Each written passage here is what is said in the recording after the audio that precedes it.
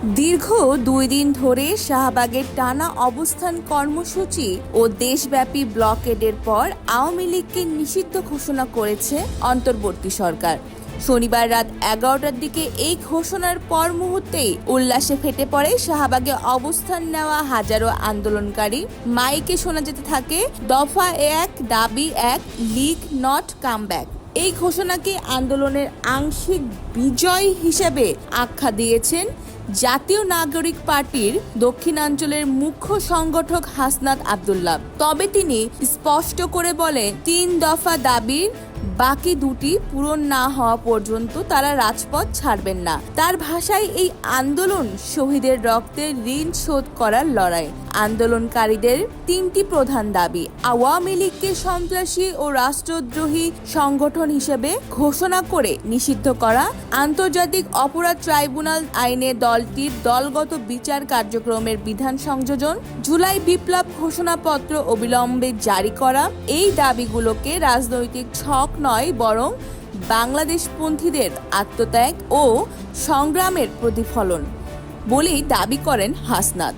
তিনি আন্দোলনকারীদের উদ্দেশ্যে বলেন, এক মুহূর্তের জন্য পিছু হটবেন না, ষড়যন্ত্র ও চাপ উপেক্ষা করে ঐক্যবদ্ধ থাকুন। শনিবার সন্ধ্যায় অন্তর্বর্তী সরকারকে 1 ঘন্টার আলটিমেটাম দিয়েছিল আন্দোলনকারীরা। নির্ধারিত সময়ে কোনো প্রতিক্রিয়া না এলে মার্চ টু যমুনা কর্মসূচি ঘোষণা করেন তারা। শাহবাগ থেকে মিছিল যাত্রা শুরু করে ইন্টারকন্টিনেন্টালের দিক, যেখান থেকে সরকার প্রধান অধ্যাপক মোহাম্মদ ইউনূসের বাসভবন যমুনার দিকে যাত্রা করার প্রস্তুতি নেয় নেতাকর্মীরা। ব্লকেড কর্মসূচির আওতায় রাজধানী জুড়ে বিভিন্ন স্থানে সড়ক অবরোধ করা হয়। শাহবাগ, যাত্রাবাড়ি, শ্যামলী, ঢাকা চট্টগ্রাম মহাসড়ক সহ বিভিন্ন স্থানে অবস্থান নেন আন্দোলনকারীরা। অংশ নেয় ইসলামী আন্দোলন, Hefazate Islam, Jamaate Islam, AB Party, platform, United People's Bangladesh সহ বহু রাজনৈতিক ও ধর্মভিত্তিক সংগঠনের নেতাকর্মীরা। আলোচনার কেন্দ্রে উঠে আসে সাবেক রাষ্ট্রপতি মোহাম্মদ আব্দুল হামিদের দেশত্যাগ। বৃহস্পতিবার রাতে এনসিপি নেতাদের যমুনা ভবনের সামনে অবস্থান এবং পরদিন মিন্টো রোডে মঞ্চ বানিয়ে সমাবেশ এই কর্মসূচিকে তীব্র করে তোলে। গণজমায়েতে হেফাজতের নেতা মাওলানা আজিজুল হক ইসলামবাদী বলেন, 24 ঘন্টার মধ্যে দল নিষিদ্ধের প্রজ্ঞাপন জারি না হলে ঢাকাকে বিচ্ছিন্ন করে দেওয়া হবে।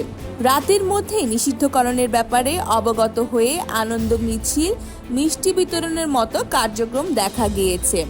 রাজপথে এদিন স্লোগানে মুখর ছিল জনতা।